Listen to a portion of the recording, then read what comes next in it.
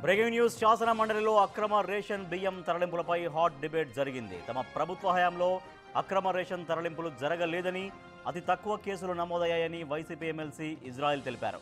కూటమి ప్రభుత్వంలో రేషన్ బియ్యం తరలింపులు అధికమయ్యాయని, వాటిని వారు క్రెడిట్గా చెప్పుకుంటున్నారని ఆరోపించారు. దీనికి మంత్రి నాదెండ్ల మనోహర్ సమాధానమిస్తూ వైసీపీ హయాంలో అక్రమ రేషన్ బియ్యం తరలింపు భారీగా జరిగిందని, వారి అసమర్థత వల్లే కేసులు నమోదు కాలేదన్నారు. వైసీపీ హయాంలో 51,000 మెట్రిక్ టన్నుల బియ్యం మాత్రమే సీజ్ అయిందన్నారు. కూటమి అధికారంలోకి వచ్చిన కేవలం సంవత్సరంలోనే 5,65,000 మెట్రిక్ టన్నుల అక్రమ బియ్యాన్ని స్వాధీనం చేసుకున్నామన్నారు.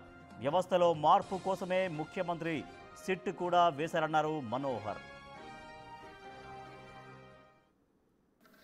మొట్టమొదటి సంవత్సరంలో వాళ్ళు స్వాధీనం చేసుకుంది కేవలం 51,000 మెట్రిక్ టన్నుల బియ్యం. అధ్యక్ష, 51,000.